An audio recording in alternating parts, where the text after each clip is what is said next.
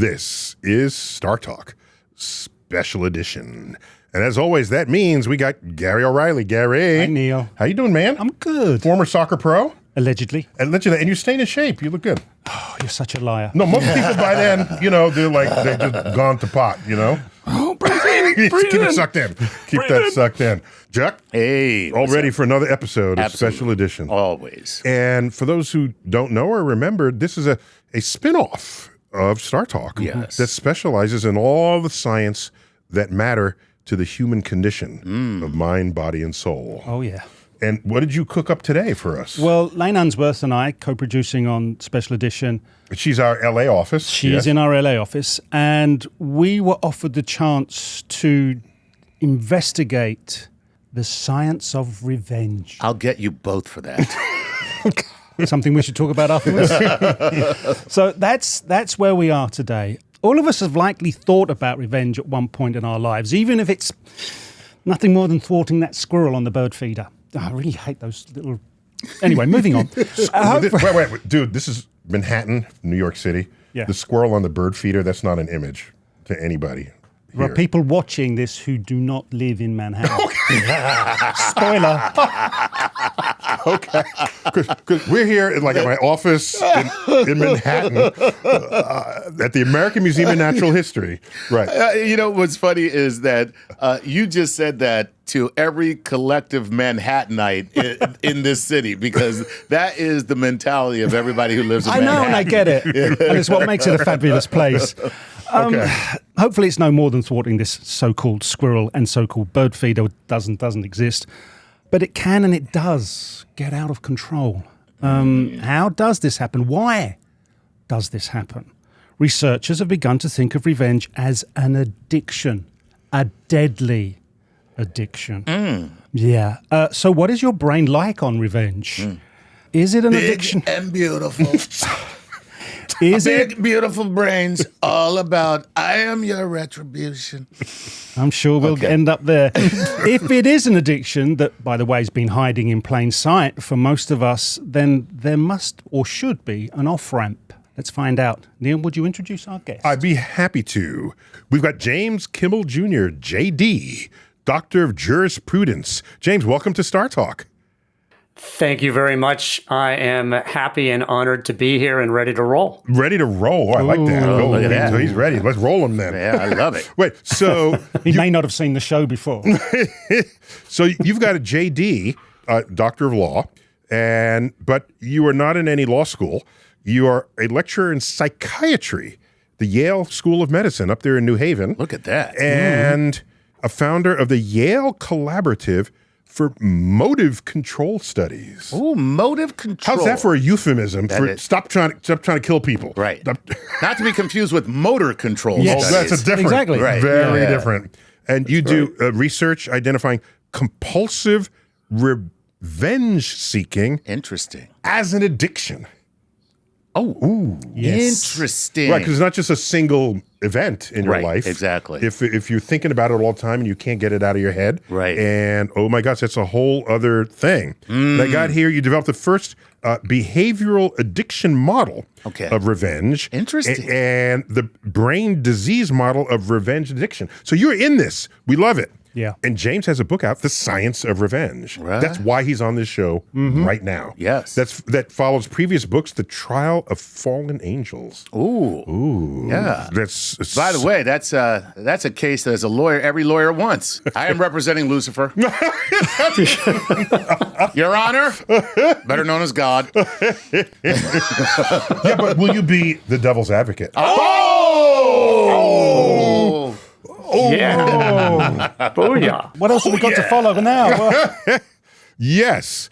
So let's start from scratch here. You come to this field with a JD degree, Doctor of Jurisprudence.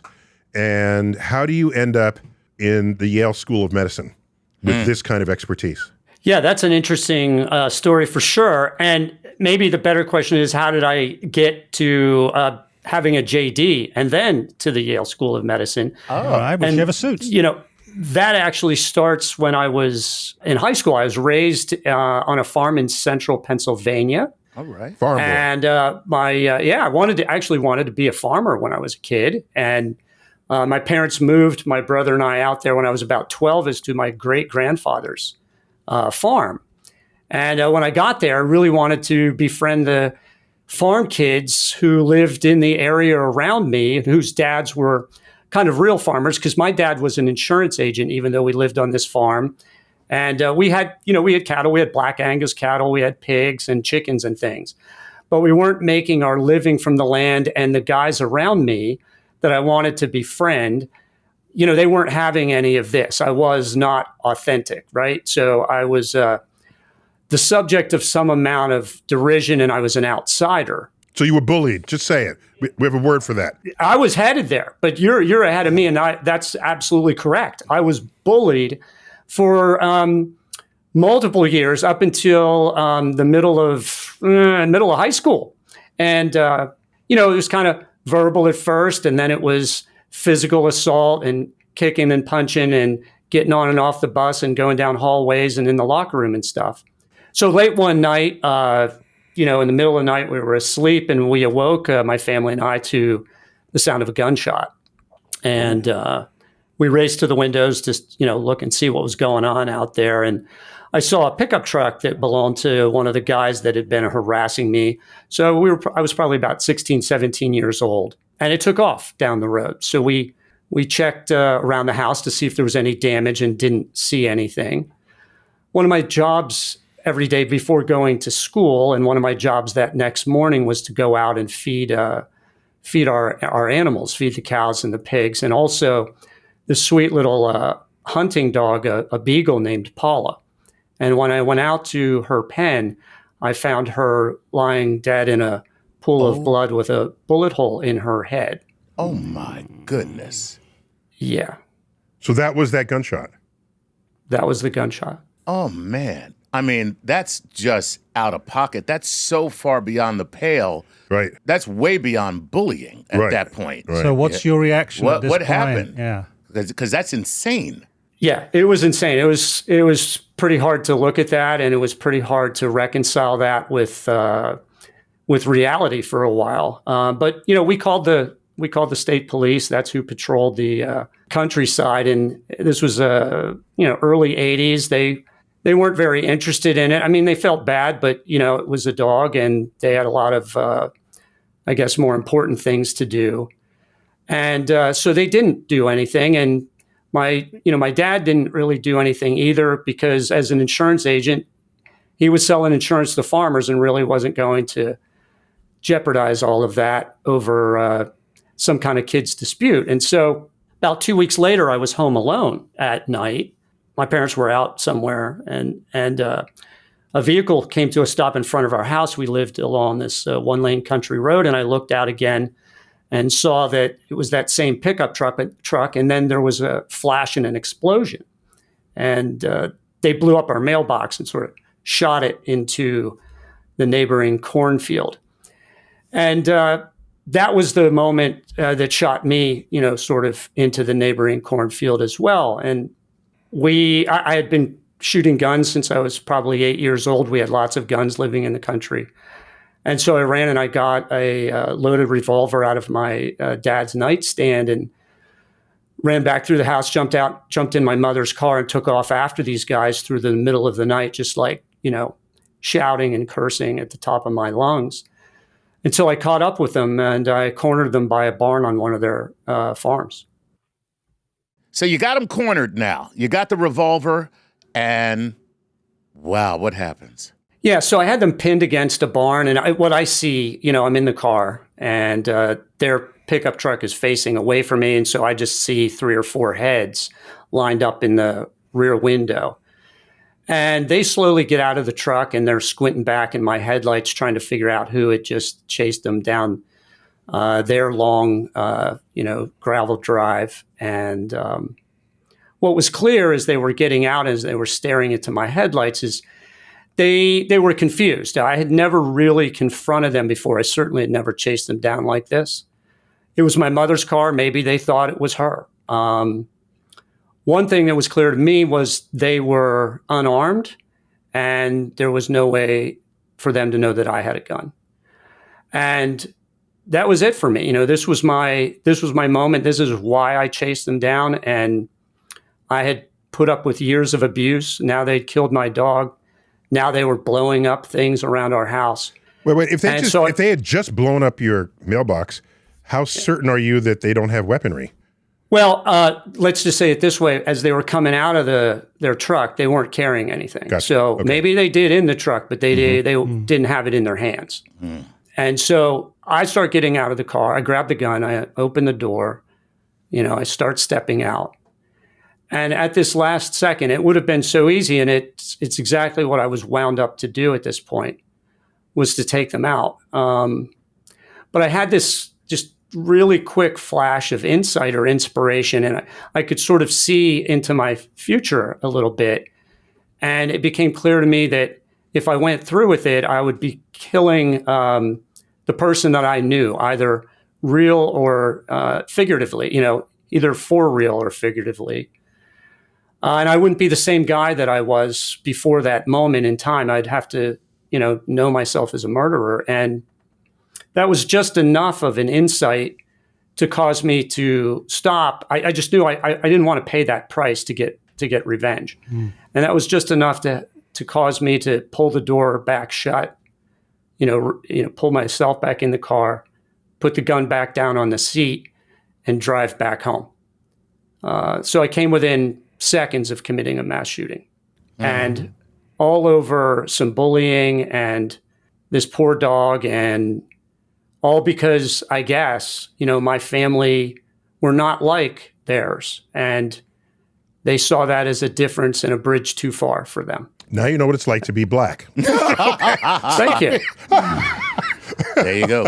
Yeah, that's a fair point. Honestly, that's a fair point. You didn't fit in, and you even had the same skin color. That's a good point to make. Right. Right. Yeah. I was the same skin color as they are. Yeah. Were, but I was different. I was in their out group. You know, I was in the out group for them. That's all it is. So you were imprinted here in a way that shaped your future career. Yeah. So when I got back home and started to just calm myself down, I guess one thing that was very clear to me is that I had had a gift that night. It could have gone very differently. And it does all the time for lots and lots of people. Yep. Right? Yeah. Many people. You know, it's 2 or 3 seconds between, you know, who we think of as the us and who we think of as the them.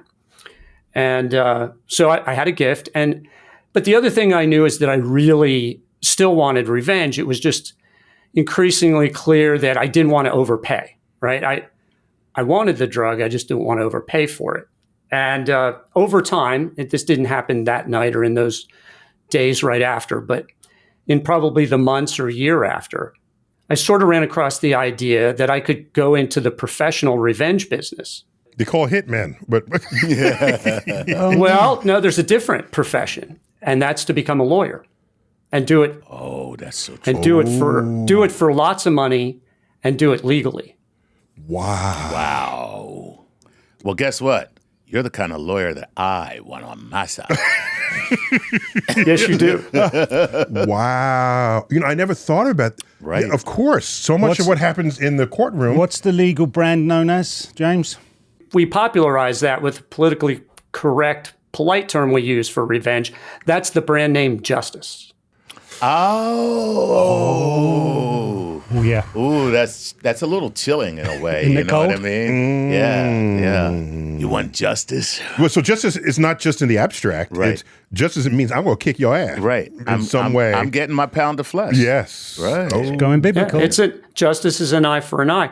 And, you know, we call it that. So justice in this conversation has a whole new meaning to me based on how man. the lead up to how that word was just expressed. Right. And so, okay, now that's pretty clear how that would manifest in the courtroom, but how do you turn it into a psychiatric study? Right. So, well, just stick with justice for a second, because I think it's really important to think about it this way. But we don't like the word revenge. It sounds too harsh. Nobody really wants to say, you know, I want revenge all the time. Certainly, political leaders never want to say that. But to say we want to bring the terrorists to justice, that sounds noble, right? And justice has a noble meaning. The noble meaning of justice is equity, fairness, Martin Luther King justice, right?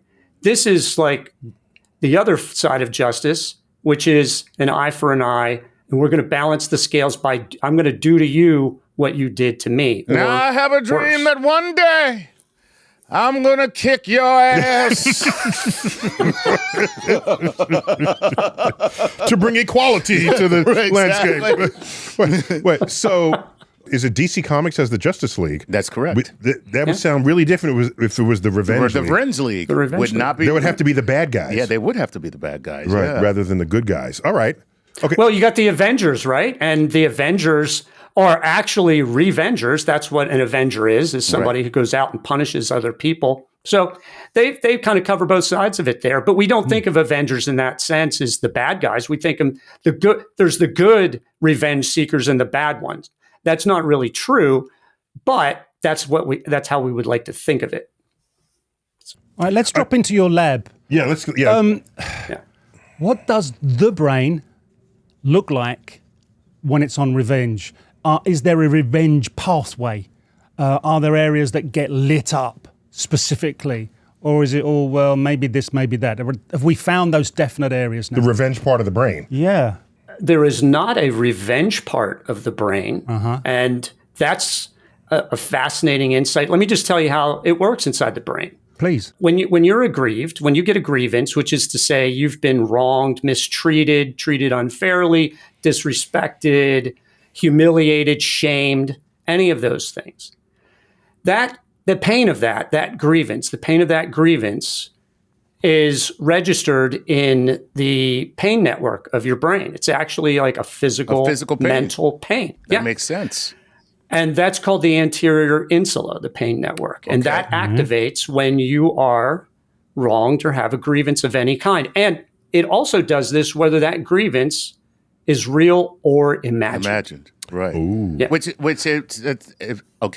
Please tell me, you will tell me if I'm wrong, but I believe that's the same part of the brain that when someone disagrees with a deep philosophical position that you hold, that area of the brain is activated, which is why it's very difficult to change someone's mind when they feel like you're attacking me for my belief, because they're experiencing this same kind of physical pain, whether it's, imagined or not. Are you asking him that, or are you telling him? I mean, I'm saying it, but I could be wrong. Yeah. This is just from what I've read, but is that correct? Yeah, it is correct. And it's registered as an attack on their ego, right? Their identity. Yes. Yeah. And Everything attacks that on matters to identity them. are very The values. painful Exactly. and threatening. Right. Yeah. Okay. Yeah. So that's step one, is you get the grievance and you get this activation in the pain network, the anterior insula. The next step in the process is that your brain, it doesn't like pain, right? Our brains do not want pain. And so they want a counterweight, and they want pleasure, right? And what the brain does next when the pain has been inflicted in this manner, right, that we've just described as a grievance, is it activates the pleasure and reward circuitry of addiction. Whoa. That is the nucleus accumbens and the dorsal striatum. Right. And we know a lot. I mean, addiction has been studied for all these other reasons. Right. Right. So it's a ready-made platform on which to place this idea. It's the justice thing, but this time just the scales of balance. However, normally in addiction, that's right. So is that still a dopaminergic response? Is it still within that That's same? a word, dopaminergic? It is now. You know what? I mean, Chuck, you're right. It is dopaminergic. That is a word. And there is that response in that pathway in the pleasure and reward circuitry of addiction there.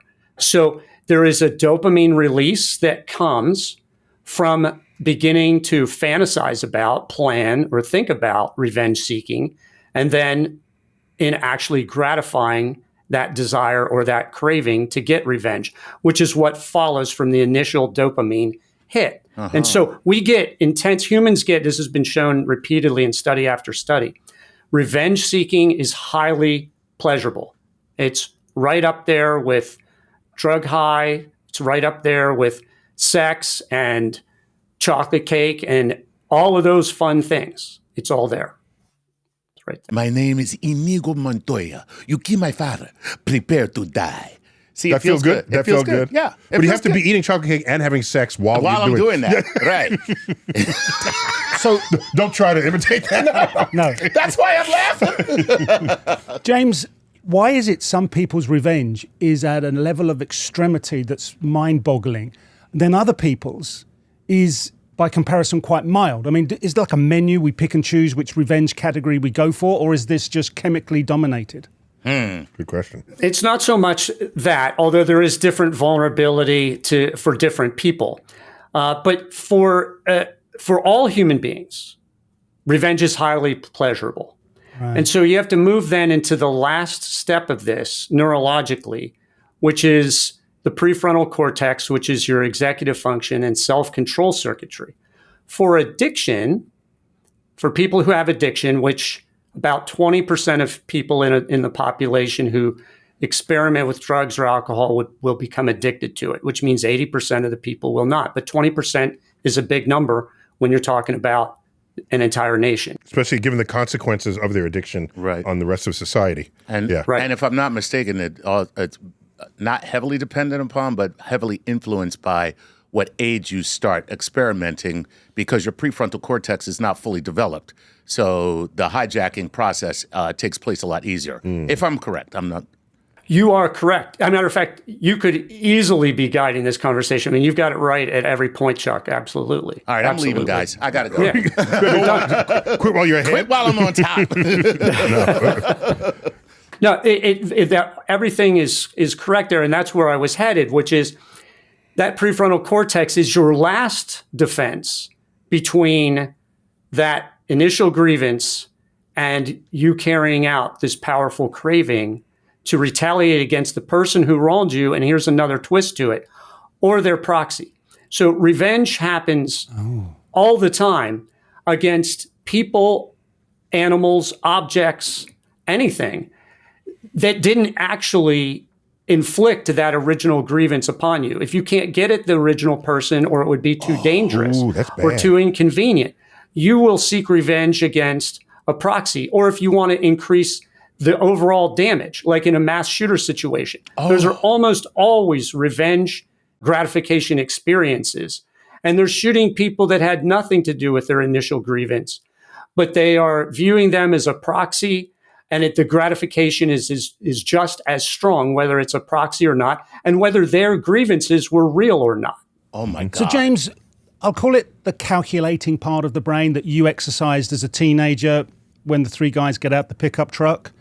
Yep. What's the breakdown when it goes completely wrong, as you've just described? Is it the same prefrontal cortex? Is this some chemical that goes on and an imbalance takes place? Or is there another functionality that just tips someone over into that category? But let me add nuance to that.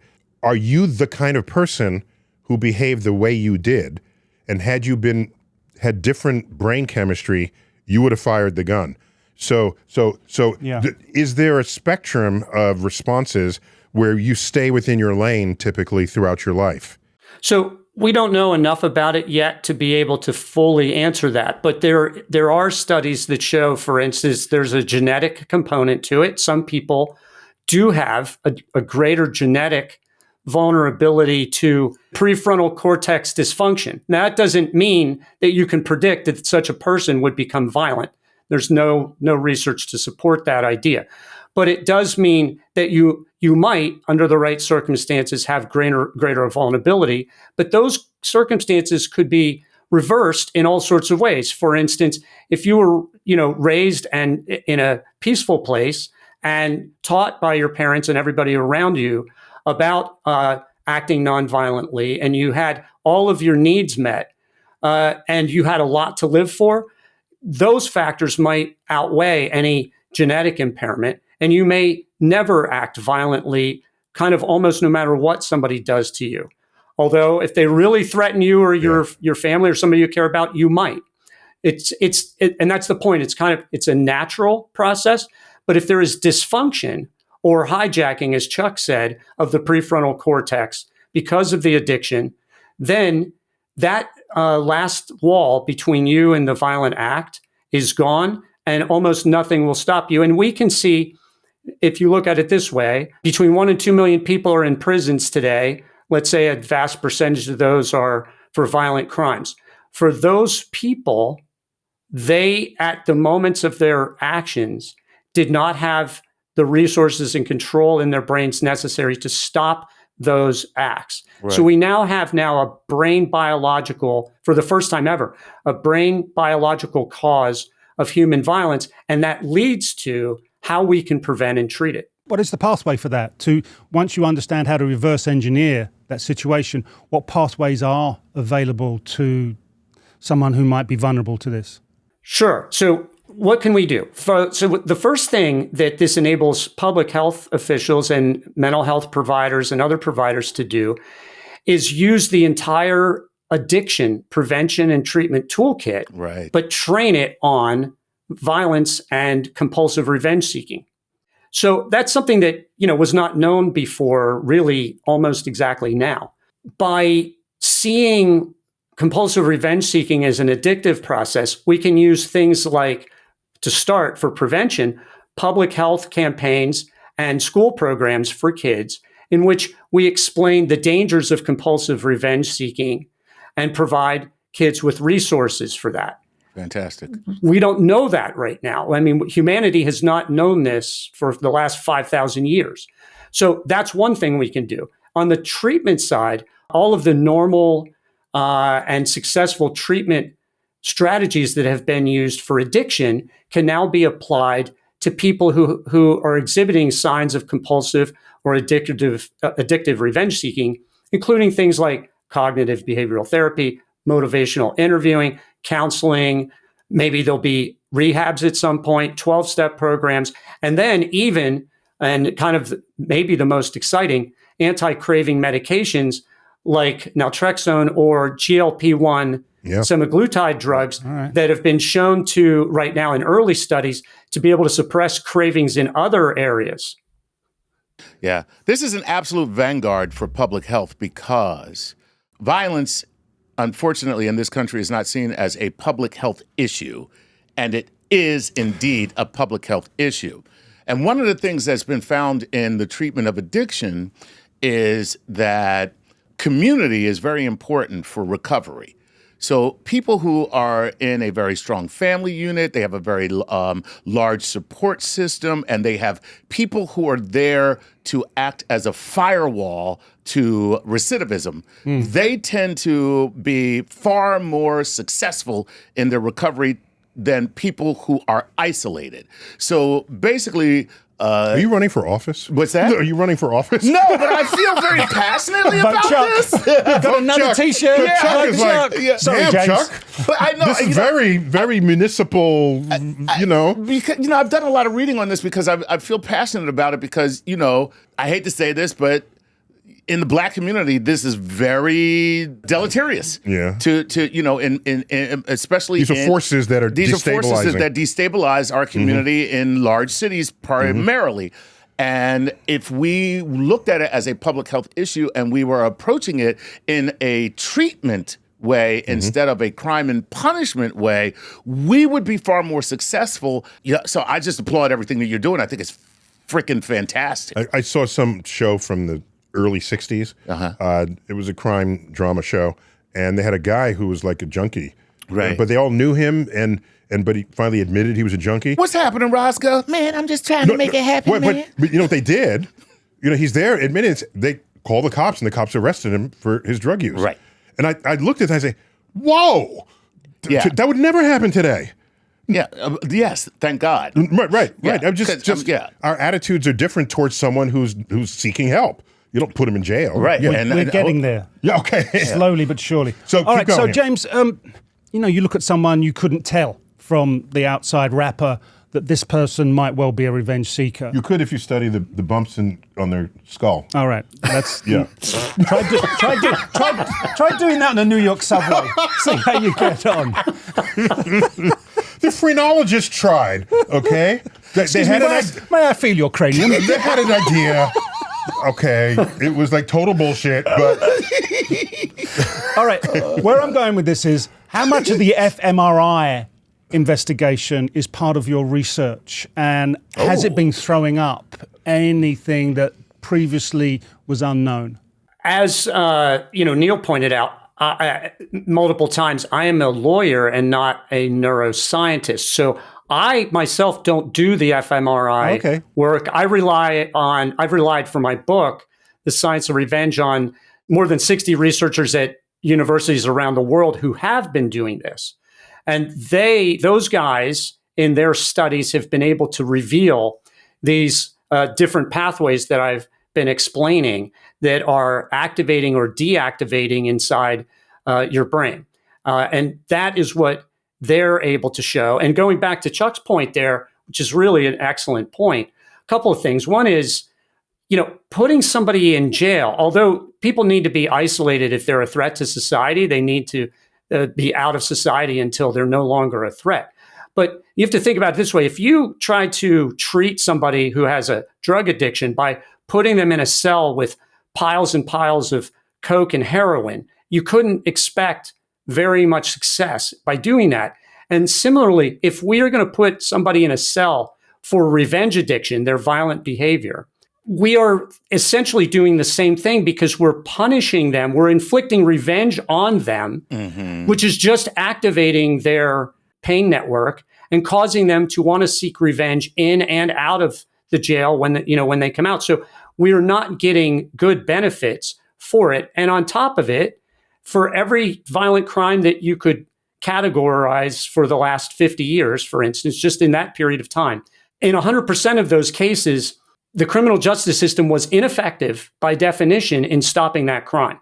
So we need to go beyond the criminal justice approach. It doesn't mean we have to throw it entirely away, but it needs to be modified a bit. And we need to go beyond it to a public health approach, which actually goes to the biological root of the problem and start to fix it at that point. And we have the addiction strategies to work. And then we have one other amazing strategy to work that neuroscience has recently uncovered, which I'd be very happy to share with you guys. Yeah. We'll take All it. right, before we go, isn't the challenge of what you just said the fact that society itself is susceptible to revenge addiction?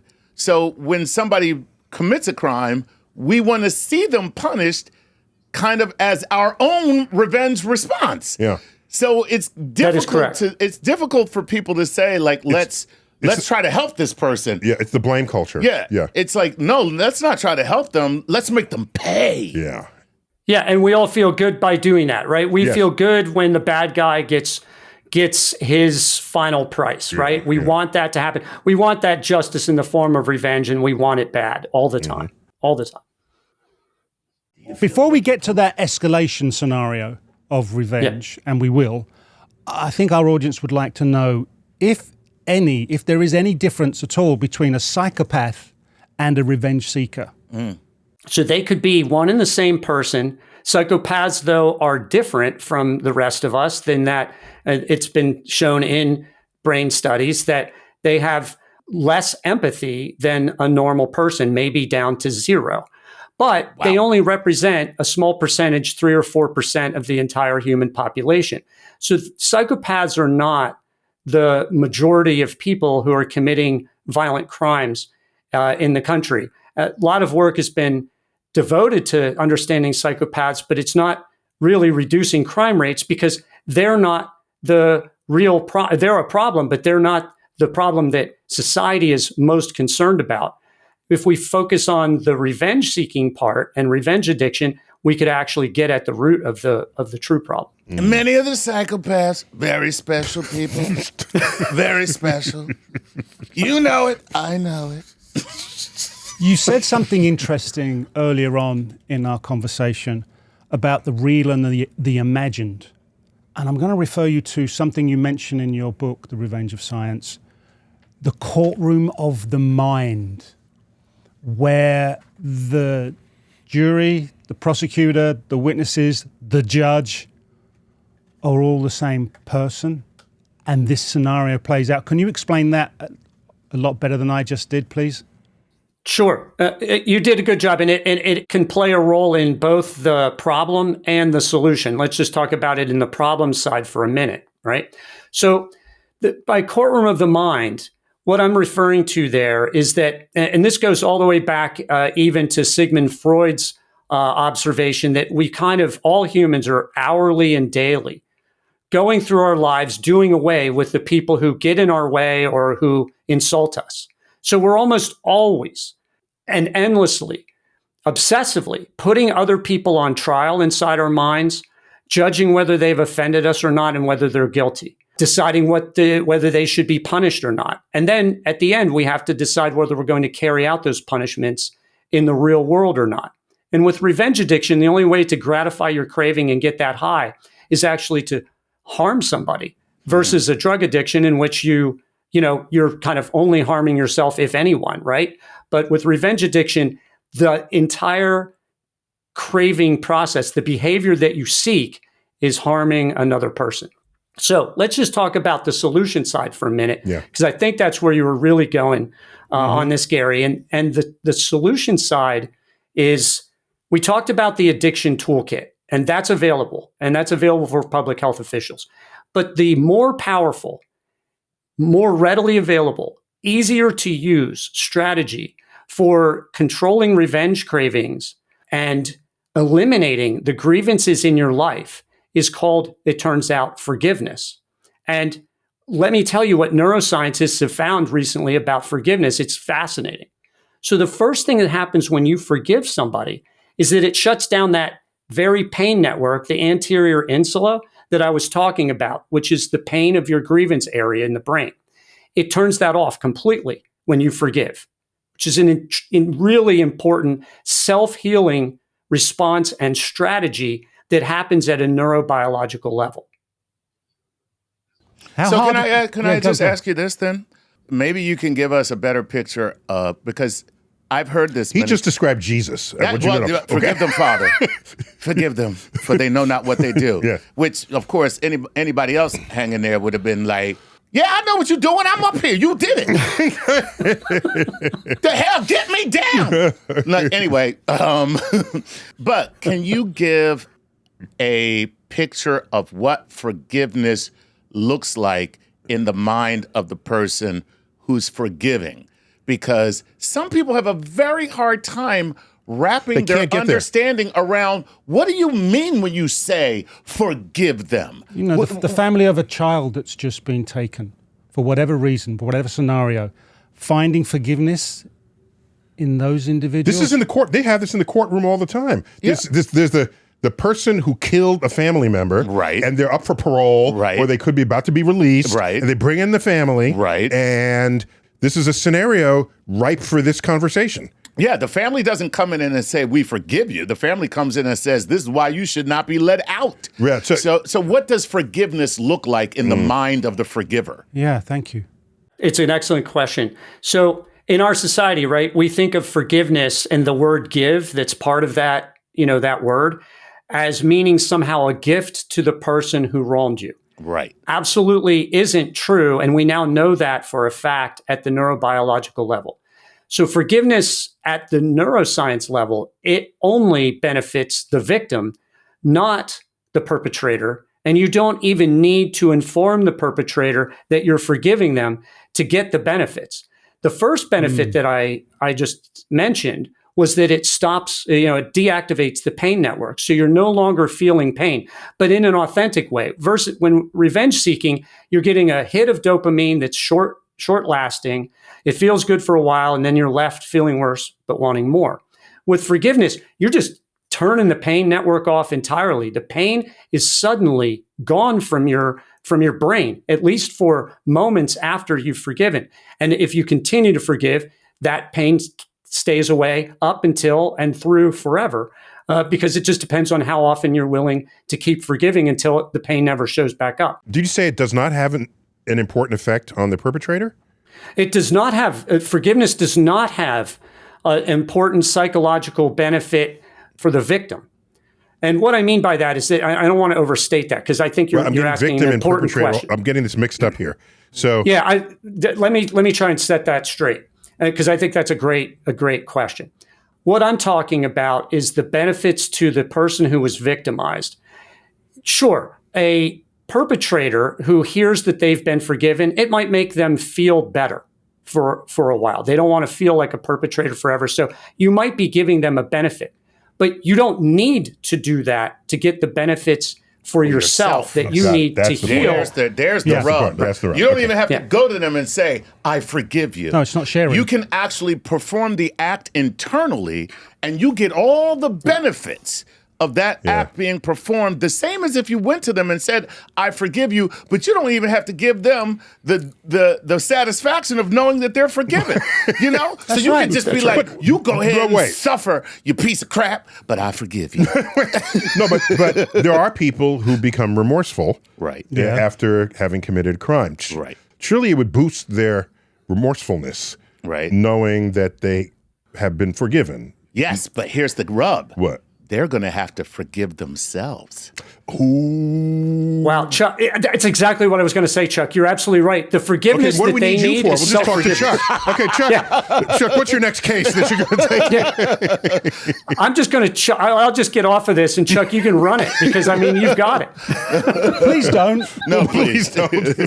Yeah, I'm shooting from the hip, so please. All right, so well, your hip shots are fantastic. So what you've got, so there's three things that happen. Let me go over those, and then we can talk about it. So the first thing, like I said, is forgiveness deactivates the pain network. The second thing it does is it shuts down the pleasure and reward circuitry of addiction. So no more are you being nagged by these intrusive revenge cravings that are driving you nuts or driving you toward committing a dangerous act. And then the last thing that forgiveness does is it reactivates your prefrontal cortex. It activates your self-control circuitry. Look at that. All of this happens, and it's been shown in studies, by simply imagining that you forgave somebody.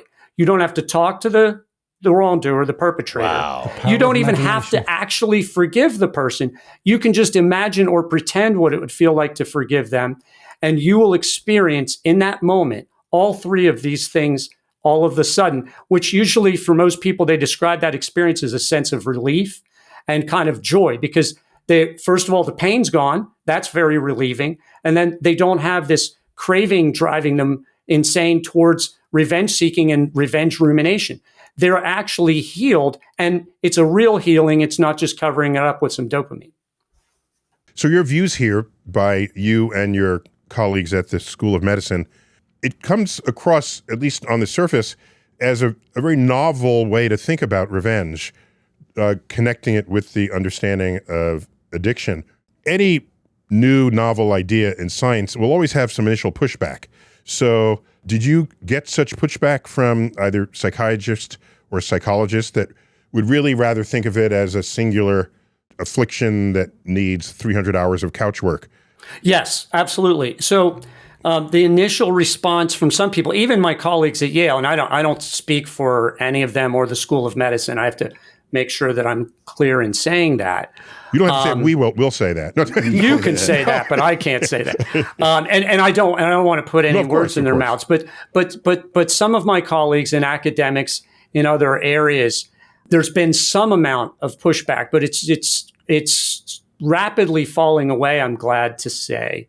And that's because the evidence here, because this is really based on neuroscientists around the world now who are coming up with the same results in study after study, are starting to see that at a minimum, there does look like, first of all, that people who have a grievance and are contemplating revenge, A, are experiencing for a fact pleasure. That's been studied and shown to be so.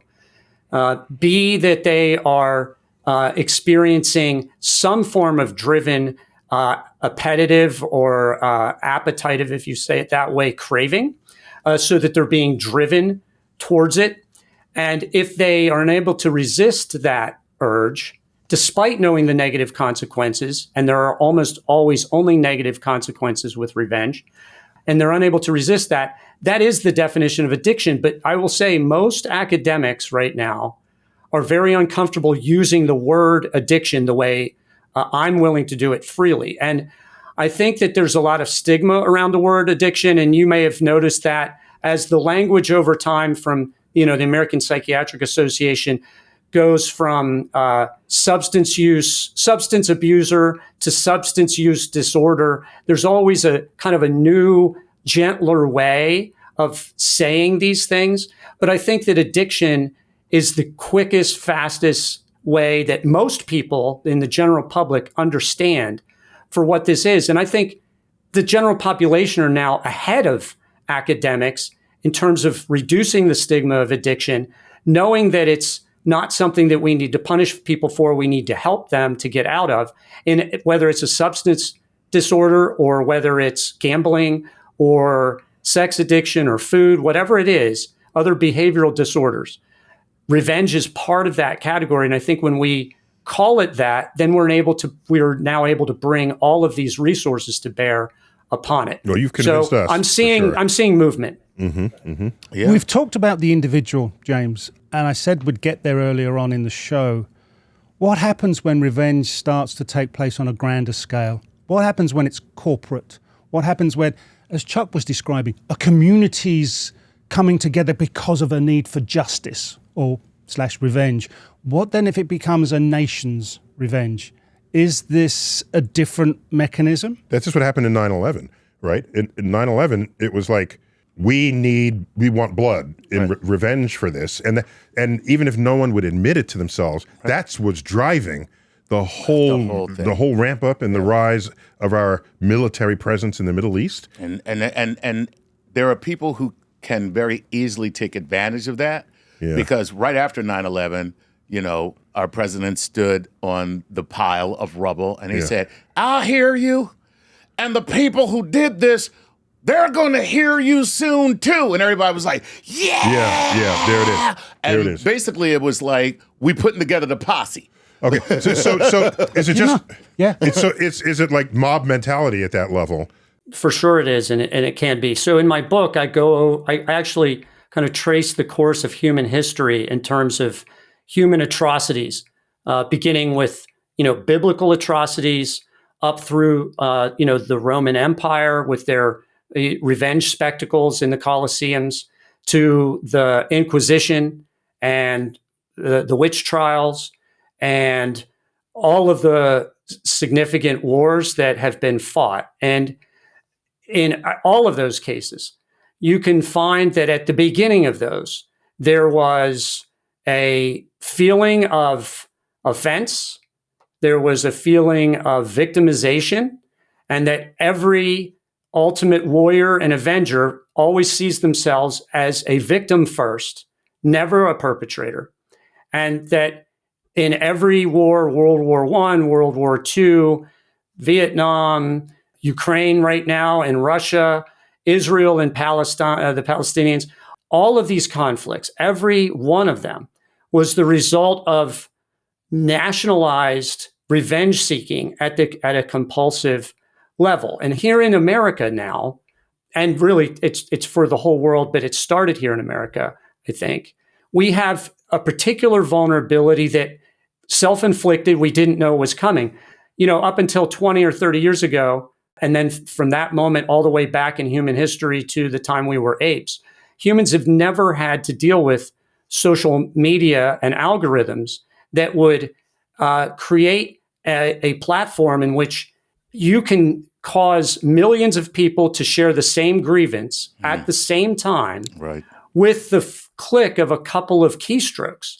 And the same platform that can spread that grievance like a wildfire pandemic also gives every one of those people who are now feeling aggrieved with the opportunity to gratify their revenge desires instantly by firing back retaliatory digital tweets back and forth and back and forth.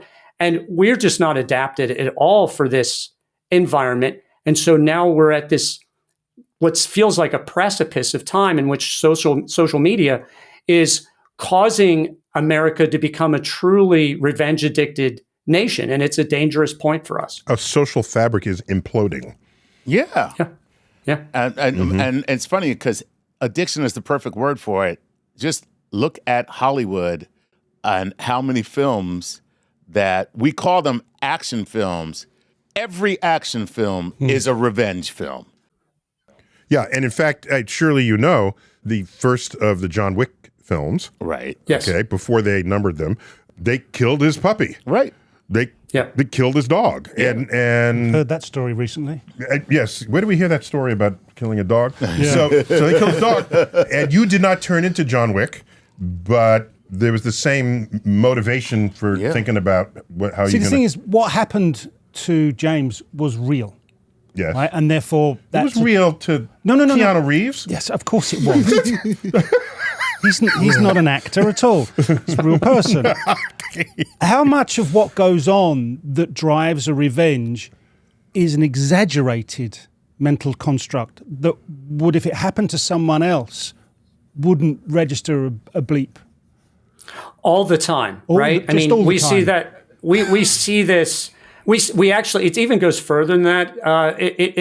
Gary, it goes one step further to people, in order to get these hits of dopamine, it seems, will contrive scenarios in which they feel aggrieved, in which they feel insulted, or which they kind of create a scenario in which even other people might agree with them that they should feel insulted, but they've created the circumstance from scratch in order to be able to get that new hit of dopamine. So if you look at, I look at the Stop the Steal movement that happened after Trump lost the election.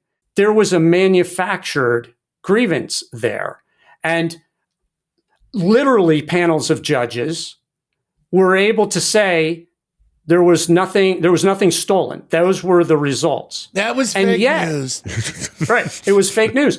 And yet millions of people believed that they were aggrieved and that this is a serious grievance. Obviously, to steal an election is a big deal. So I can understand why, if that happened, people would be extremely angry about it, except for the fact that it didn't happen. But in their minds, it did. And therefore, we had millions of people all at once on social media screaming that one of their most valuable and important rights had been stolen from them, and they needed to do something about it. If you look at, I will have a whole chapter on Hitler, Stalin, and Mao. All three of them were revenge addicts extraordinary, and I kind of recount from their childhoods forward where that started to become manifest. And what they were able to do in their nations was to be able to infect their countrymen all with the same grievances over and over again, and then give them an outlet for seeking revenge that always empowered themselves. But they used revenge addiction at a national scale to do all of that work. So the dopamine guarantees an exaggeration of whatever the original cause or justifiable response would have been. Yeah, I'm not sure if we know that, that the dopamine gains that, but it does cause people to seek it out and manipulate reality even in order to get it. So, and that's to Neil's the to exaggeration? that statement. That's the exaggeration, and the reason why you need that is you don't even know it, but you are seeking this pleasurable response that your brain gives you. So, even when you're presented with all the evidence in the world that says the election was not stolen, you can't accept that because you need to be aggrieved in order to get your little fix. And so you discount that, and then you go along with, stop the steal. That's right. It's diabolical. It is, and that happened in Germany with the stab in the back. I mean, these are these little phrases that do the aggrieving and give you the opportunity are there. So the stab in the back myth was what Hitler stated to the German people over and over again for them to feel aggrieved that, people in their society, Jews, other politicians, had stabbed Germany and German soldiers in the back by agreeing to the armistice and the Treaty of Versailles. Right. Oh, man. At the end of the First All World right, War. you've set up a number of programs within the prison system here in the US to help inmates. Is revenge actually curable? Revenge isn't curable because revenge itself is believed to be by evolutionary psychologists to be a evolved adaptive strategy that humans began to need starting maybe as early as the Ice Age. And the dominant theory right now is that humans evolved a revenge urge and therefore pleasurable experience of revenge seeking at that time because they needed it in order to be able to live in groups and societies. So humans were coming out of the caves and they were starting to live in community. Well, why does that mean revenge? Yeah, so to live in community, you need the people in your community to all agree upon and comply with social norms of that society. Right. So that might include things like, hey, don't go and take my wife. Right. Or, hey, don't come and take my stash of food. These are all the problems that arise out of groups being together. Yes, coming together. Got it. And you need some way to keep that in check. Right. It's a force to contain behavior that would fall out of the norms necessary to sustain the colony. Right. That's correct. Okay. That's exactly right. Okay, So good. basically there was a caveman who was just like, we're going to go down to the quarry and we're going to get rocks. All right, before we wrap, I have one final question for you, James. How likely is science going to be able to not just prevent violent acts, but get to a point where we're able to predict them in advance? Dude, that was a movie. Yes, that was the movie with the precogs. With the precogs. What was that movie? The Minority Report. Yes. Tom Cruise. Yes, that's when I had a man crush on Tom Cruise. but he's old now, so I gave him up. No. You were just as old as he was. But no, fine. Is the fact going to follow the fiction? Okay.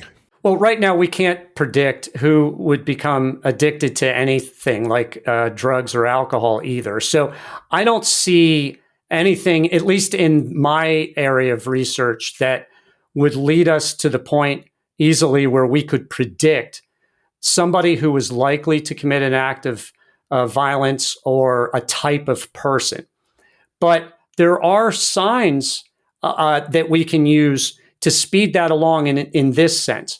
What I identify, and I'm hoping public health officials will pick up on this, is the idea of revenge attacks being similar to a heart attack, which is in a medical emergency. So with a revenge attack, right, you've got somebody who is now heading into the throes of serious revenge seeking. Maybe they've already moved towards planning. They've identified a target. They have potential access to weapons or are amassing weapons. And when we start to see these types of signs, and they're always talking about a grievance or grievances, and they're always ruminating on this and obsessed with it, and they're letting it interfere with their lives. Those are signs that we can start to think about. And your legal profession holds that as the most severe form, if murder is committed, the most severe form of homicides, premeditated murder. Yes. That's, the planning, and the execution. But this is where family and you're coming as an attorney, you're unraveling that into something that's bio-neurological. That's right. Right. Yeah. We now know what's happening inside the brain of that same person, which we didn't know before. What's happening inside the brain doesn't exculpate them in any way. This isn't about creating legal defenses. I mean, if whatever your actions are. Well, you guys came up with a Twinkie defense, so don't tell me there's not a defense in this. All right. Somebody will try, but I am not supportive of that idea. When somebody who commits a crime while addicted is still guilty for the crime. Right, it's not recognized as a legal defense. And I don't think that's ever going to be, but it can be recognized as a health issue. And if we're trained and we know ourselves, if that's happening to us or somebody that we see, we could call 911 or 988 and start getting that person medical assistance like we would for somebody in the throes of a heart attack before there's a death or an act of violence. So this is family members, this is community looking out for each other if they see something. Knowing the signs. Yeah. Yes. Being aware, because the tragedy is however many steps away. Yeah, the kid shoots up the school, and only after that they say, "Oh, look what we found in his room." Yeah, that's a little too late. We see the signs. The signs were there all the time. That's what they say. Yeah. The signs were there all along.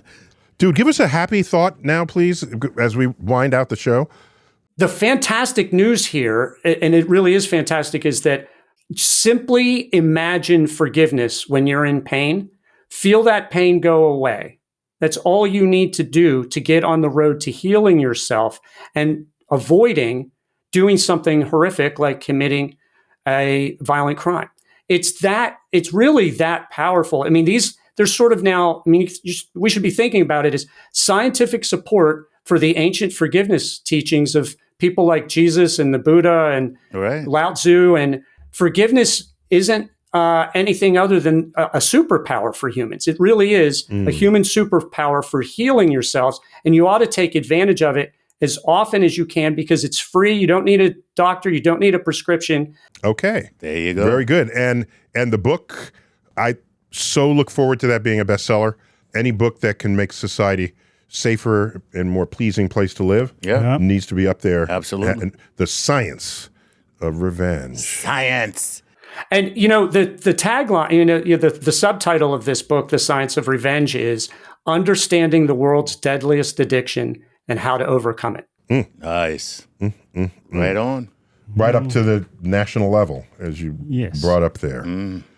Well, I'd like to sort of land this plane with the little cosmic perspective I might offer our audience. With this discussion of addiction being an ailment that can be applied to revenge, oh my gosh. I'm reminded of how many things used to be just blameworthy of people's conduct that we came to understand and have sensitivity to and realize that it is a problem of society and of our neurochemistry. And when you look at it that way, we all are accountable for the behavior of the one.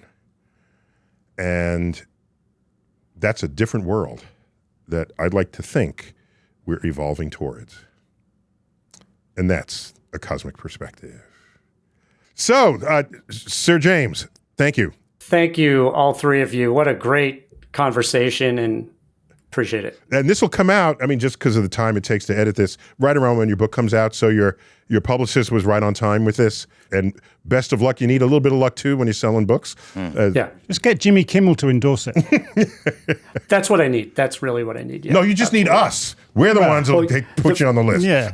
The fact that you guys are here is a big deal. So I'm really honored to be part of your show and to meet all of you. And you're all, I mean, not only are you hysterical, but extremely bright. And that's a rare combination right there. Excellent. And let this live uniquely in your portfolio of interviews that you do for the book. It shall do. So that's all the time we have. That's all the time we needed to really figure that one out. Whoa. This has been another episode of StarTalk Special Edition.